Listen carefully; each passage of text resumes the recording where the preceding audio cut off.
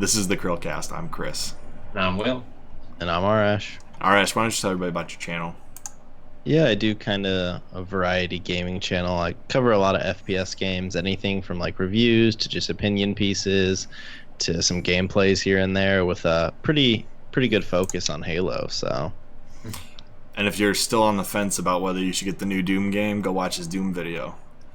It single-handedly convinced me I should just wait until a price drop happens to go get this game. So, same. Thank you for the advice. I appreciate it. Hey, no problem. And if you like that video, go watch his Halo CE video too. They're both good. Obviously, you guys have all seen our channels change significantly with all the interviews. This week we're going to be doing another interview. It's going to be with Arrrash. As long as I said his name right. Yeah, good enough. So this week, our quick topic for the news, before we get into, is Infinite going to be delayed? We actually put out an April Fool's joke, and hopefully nobody is angry about it. Because we got some subreddits that weren't so happy with us. Oh, whoops, what am I on here? No results found. Oh, duh. There it is. We did a April Fool's joke. Halo MCC on the Switch, and it got over 300 views in less than 24 hours, which is pretty good for a channel that has 23 subs. So we appreciate everybody coming out and watching. And it's pretty good for April Fools too. So everyone's already expecting to, for a joke. They still clicked on it, so pretty good. True. Yeah. New version of Rickrolled. I invented it. It's the soulful Rickroll. The soulful Rickroll. Mm-hmm. Because it's slow and it's got piano ambiance. So if you're interested in getting Rickrolled, go watch the video. I'll have a link in the either the pinned comment or the description of this video.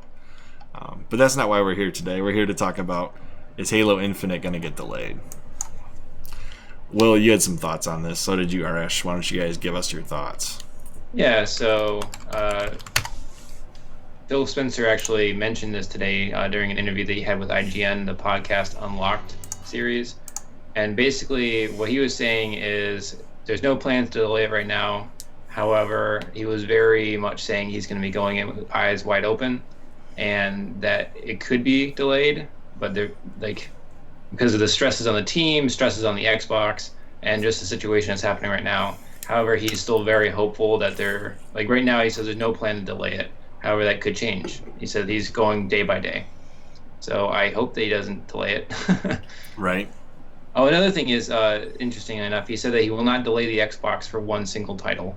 So, say the Xbox launches, but Halo Infinite is not done, he'll still launch the Xbox. I guess the first time we tried recording this, Arrrash was right. Halo will not be the single factor on the Xbox Series X. Yep.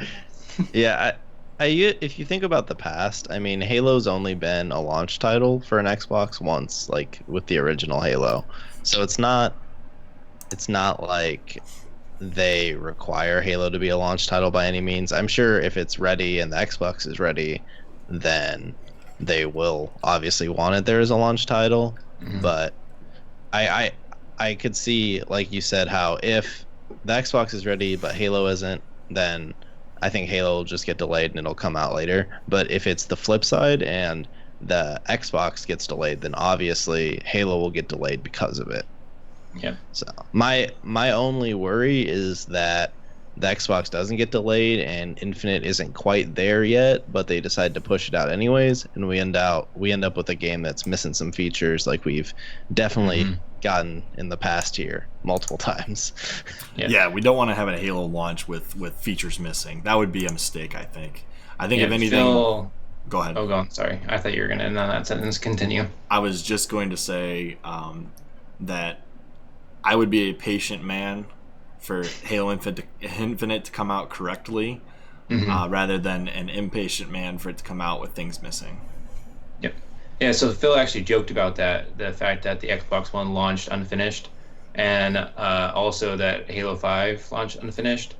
He didn't name either one of those things, but directly from the question that he said was asked, he laughed about the fact that those two products were launched unfinished, and he says he does not want to repeat that with this new system.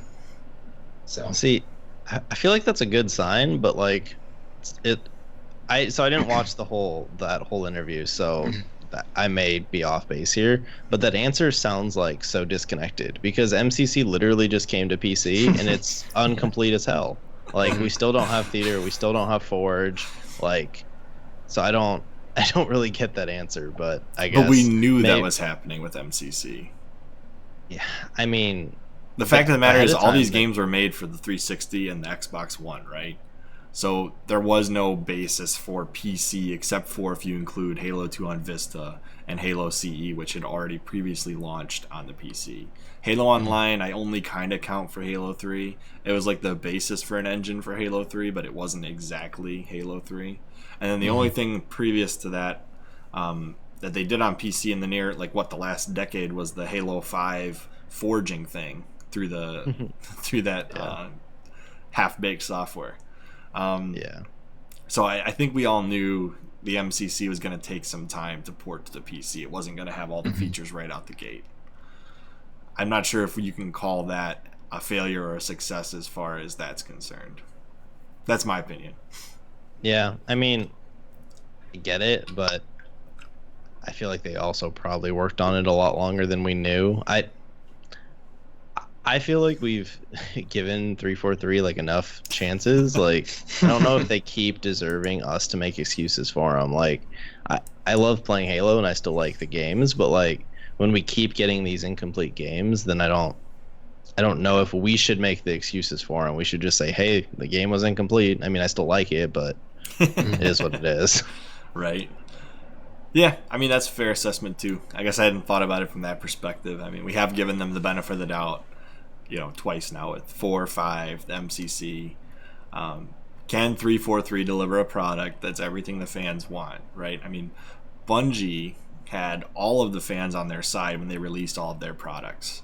I think it's just a carryover from that everybody's expecting to give 343 the benefit of the doubt, even though they may or may not deserve it. I would have been very interested, and obviously this will never happen, and we never saw it happen, but like, so with like Halo 1 going into 2, everyone was happy with Bungie.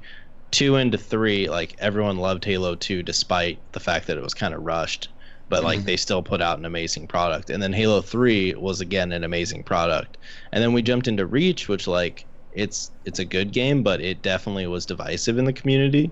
I would have been curious if Bungie had created Halo 4, if the community would have been as like pro Bungie as we are when we look back upon them, if they had put out another game that had went along the same lines that Reach was clearly going. Bungie was clearly already making the jump off of classic Halo, but 343 gets the blame for all of it when people talk about Halo. I mean, that's a fair assessment too. Bungie was always given the benefit of the doubt, and now we look back with nostalgia goggles. To be fair, though, I loved every single one of those games when they launched. So even though Reach was totally different, it still felt like a Halo game. The music was on point, the visuals were on point, how the AI interacted with you was right. And I mean, I just actually went through and rebeat this campaign like this week, and it still feels correct. Whereas 4 and 5 just feel wrong. As a single player experience, Reach is on point. Reach is an amazing campaign. It's when you got into the multiplayer after the shine of the new title kind of wears off, I think that's where it had its issues. But yeah, on launch, I mean, I don't think a ton of people were complaining about Reach. It was months down the line once people were kind of sick of some of the mechanics that got added in. Yeah, like the fact every single map was forged so it all looked the same. Yeah. Good old gray. What color of gray do you want today? I'll be honest. Even when Halo Reach came out and the multiplayer was already out, I still was playing Halo 3 multiplayer. Yeah. So maybe a lot of people were. That's the difference, because I didn't like Halo 3's multiplayer. So I jumped to Reach really quick because I enjoyed it and it was much more fast paced, and I felt like other than the weapon bloom, which actually 343 is the one I believe that took out the weapon bloom. It's still there. Reach now is a mess because it has like 3 different settings in one game. There's Vanilla Reach, which has the vanilla bloom that Bungie put in. And then there's the TU settings, which I don't remember the exact number, but it's like 80% bloom, and that was something that 343 added in. And then there's the hardcore settings, which is no bloom, no sprint, and that was the community made that mode way back, like when MLG was still a thing during Reach's lifespan. But TU came toward the end of Reach's lifespan, like mostly after people had stopped playing it. Yeah, so I guess why don't we give our final predictions? Do we think Infinite will be delayed or not? I'm still optimistically hopeful that right now all they're doing is testing and debugging, but like the core story, core artwork, and like gameplay is actually all complete. So I'm hoping that they can still launch in the holiday 2020. Yeah, it's hard to say. I don't know. It's kind of a toss-up. They've been working on the game for a while, so hopefully they're a lot further along than we've been shown. And like you said, they're just kind of working on polishing and bug testing and maybe optimizing the game a bit for the new Xbox and PC.